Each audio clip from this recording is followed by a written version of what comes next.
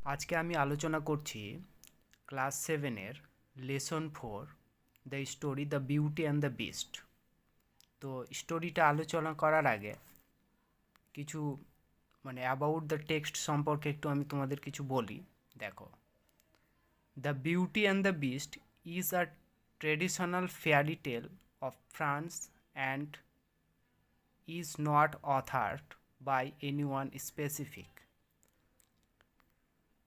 Beauty and the beast ফ্রান্সের একটা কি ঐতিহ্যবাহী রূপকথার গল্প এবং এটি নির্দিষ্ট কারো দ্বারা রচিত নয়।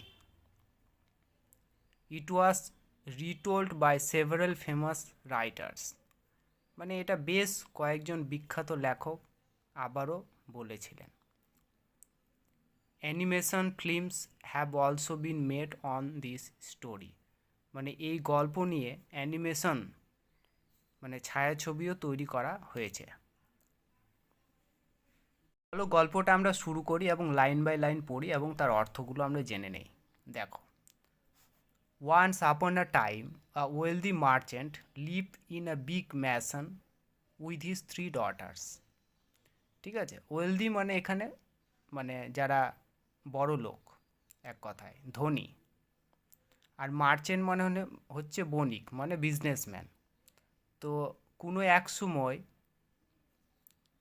একজন ধনী বণিক তার 3 কন্যাকে নিয়ে একটি বড় রাজপ্রাসাদে বাস করত। All of them were very beautiful. তাদের সবাই খুব সুন্দর ছিল। দ্য ইয়াংগেস্ট গার্ল ওয়াজ বেলে। সবচেয়ে ছোট মেয়েটি ছিল Belle. She also known for her loveliness and for being pure at heart. সে তার সৌন্দর্যের জন্য এবং অন্তরে পবিত্র থাকার জন্য পরিচিত ছিলেন। Her sister in contrast were wicked and selfish. বিপরীতে তার বোনেরা কি ছিল? দুষ্টু ও স্বার্থপর ছিল। But their fortune soon changed. তবে কি হলো, তাদের ভাগ্য খুব শীঘ্রই কি পরিবর্তন হয়েছিল। The merchant lost all his wealth in a tempest on sea. Tempest এখানে হচ্ছে ঝড়। ঠিক আছে, তাহলে ওই বণিক বিজনেসম্যানটা কি হচ্ছে, সামুদ্রিক ঝড়ে তার সমস্ত সম্পদ কি করেছিলেন, হারিয়ে ফেলেছিলেন। So he and his daughters started to live in a small farm house in a village.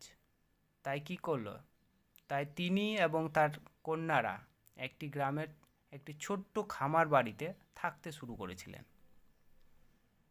They had to work hard for their living. তাদের জীবন ধারণের জন্য তাদের কঠোর পরিশ্রম করতে হয়েছিল। Some years later, the merchant heard that one of his trading ships had returned to port. কয়েক বছর পরে বণিক শুনেছিল যে তার একটি বাণিজ্য জাহাজ কি করেছে, বন্দরে ফিরে এসেছে। Somehow it had escaped the violent storm. কোনো রকমভাবে এটা ভয়ঙ্কর ঝড় থেকে রক্ষা পেয়ে গেছিল। Hence, the merchant decided to return to the city to discover whether it still contained anything of value. তো তাই কি করলো, বণিকটি ওই শহরে ফিরে আসার সিদ্ধান্ত নিয়েছিল, যাতে তিনি আবিষ্কার করতে পারেন যে এর মধ্যে এখনও কোনো মূল্যবান জিনিস ছিল কি না। Before living he asked his daughters, do you want me to bring any gift upon my return. যাওয়ার আগে তিনি তার কন্যাদের জিজ্ঞাসা করেছিলেন, তোমরা কি চাও যে আমি ফিরে আসার সময় কোনো উপহার নিয়ে আসি।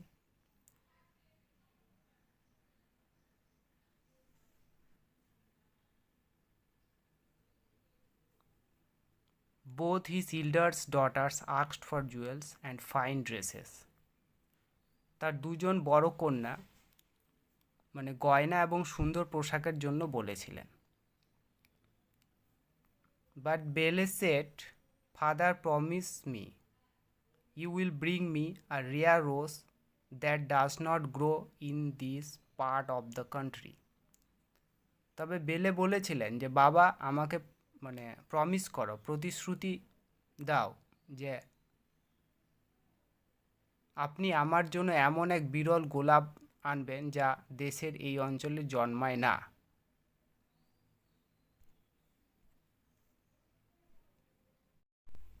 Having agreed to her request, the merchant set off for the city. মানে তার অনুরোধে একমত হয়ে বণিক শহরের উদ্দেশ্যে যাত্রা শুরু করেন। When he reached the city, he found to his dismay that his ship's cargo had been seized to pay his debts. তিনি যখন শহরে পৌঁছে গেলেন তখন তিনি হতাশ হয়ে গেলেন যে তার ঋণ পরিশোধের জন্য তার জাহাজের পণ্য সম্ভার বাজেয়াপ্ত করা হয়েছে। So he was left with no money to buy any presents for his daughters. তাই তার মেয়েদের জন্য কোনো উপহার কেনার মতো কোনো অর্থই তার হাতে ছিল না। While returning, he lost his way in a forest. মানে ফিরে আসার সময় তিনি একটি জঙ্গলে তার পথ হারিয়ে ফেলেছিলেন। Seeking shelter, he came across a drizzling palace and entered it. আশ্রয় চেয়ে তিনি এক চমকপ্রদ প্রাসাদের সম্মুখীন হন এবং সেখানে প্রবেশ করলেন। Inside, he found tables laden with food and drink, which had apparently been left for him by the palace unseen owner. ভিতরে তিনি খাবার ও পানীয় দ্বারা ভরা টেবিলগুলো দেখতে পেয়েছিলেন, যা সম্ভবত প্রাসাদের একটা অদৃশ্য মালিক তার জন্য রেখে গিয়েছিলেন। The merchant accepted this gift, ate to his heart's content, and spent the night at the palace. বণিক এই উপহারটি গ্রহণ করেন, তার প্রাণ ভরে খেয়েছিল এবং প্রাসাদে রাত কাটিয়েছিল। The next morning, as the merchant was about to leave, he saw a rose garden and recalled the belle had desired a rose. পরের দিন সকালে বণিক যখন চলে যাচ্ছিলেন তিনি একটি গোলাপ বাগান দেখলেন এবং স্মরণ করলেন যে বেলে একটি গোলাপ কি চেয়েছিল। Upon picking the loveliest rose, the merchant suddenly came face to face with a hideous beast. সবচেয়ে প্রিয় গোলাপটি তোলার পরে বণিক হঠাৎ এক কি ঘৃণ্য পশুর মুখোমুখি হলেন।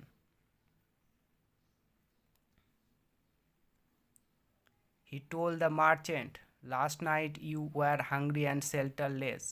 মানে সে বণিককে বলেছিল যে গত রাতে আপনি ক্ষুধার্ত এবং আশ্রয়হীন ছিলেন। I gave you food, shelter and comfort. মানে আমি আপনাকে খাবার, আশ্রয় এবং আরাম দিয়েছি। And now you are taking away my most precious possessions after accepting my hospitality.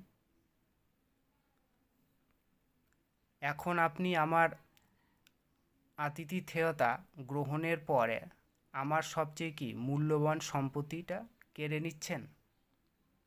You must die for your conduct.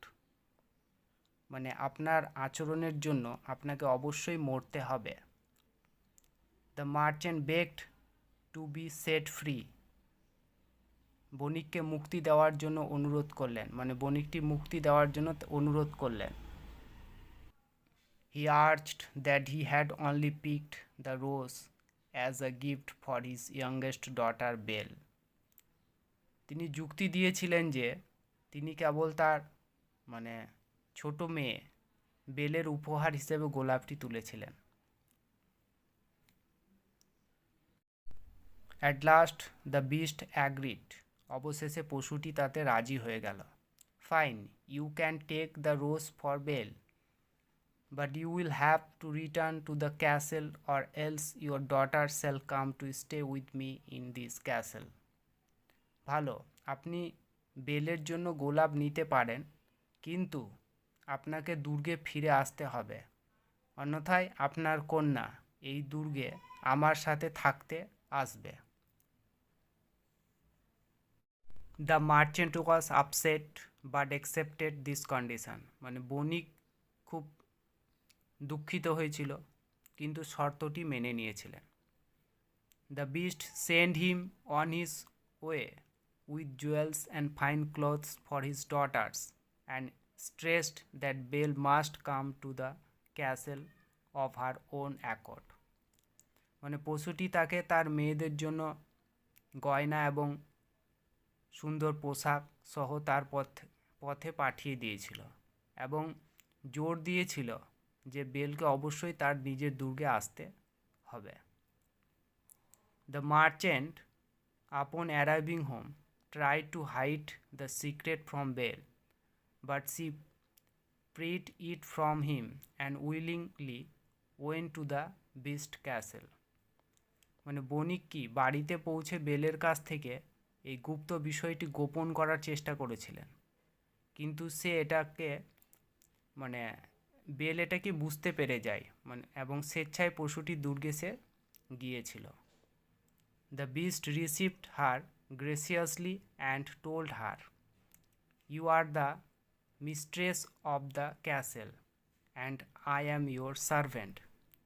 ওই জন্তুটি তাকে অমায়িকভাবে গ্রহণ করেছিল এবং তাকে বলেছিল, তুমি দুর্গের কি গৃহিণী এবং আমি তোমার দাস।